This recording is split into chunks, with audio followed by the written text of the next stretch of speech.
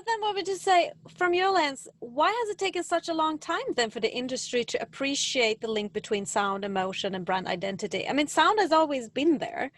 Right. It's nothing new, but how come it's just been neglected? It's always been visual, visual, visual, where we speak, when we walk into a store, we hear things we don't want to hear, and then, music and all of these. Tell us. Well, I think one of the things is, this is kind of fun. I guess it'll sound funny when I say it. When it comes to music and sound, everybody's an expert. Oh, yeah.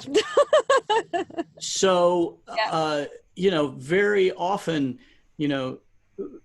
marketers will talk about, testing this methodology, testing that.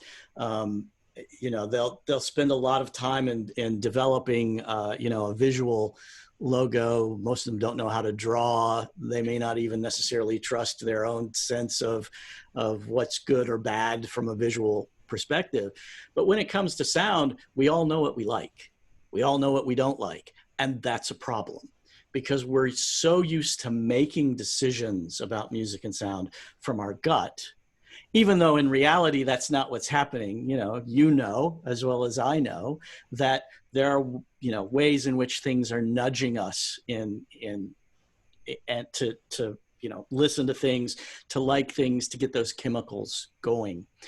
And so there's this one problem where it's very easy to just react to personal preference. Yeah. There's the other problem of measurement, which again was this value perception gap. Hey, we know it's important, but how the hell would I even measure that? So, I just need some music. I don't need to think about how much of my budget I'm going to devote to all of these audio touch points out there because I've never even bothered to think about them. And most of us don't think about our lives in a congruent way either. I find that when I'm doing this work with brands, very often individuals on a very personal level will comment how they're hearing the world differently as a whole. Not just hearing their brands differently, but hearing the world differently. Because, sonic branding, sonic identity, sonic strategy, it doesn't start with your ears. It starts with what's between them. Yeah. Yeah. And very often, when brands start talking about sound, again, they jump to the tactic. Yeah. It's how do I have the asset? And it's not, it very often doesn't start with them just kind of taking a step back and saying, okay, let me just listen for a moment. What am I hearing? Yeah. But maybe that's the thing. We never take the time to stop and listen because there's so much,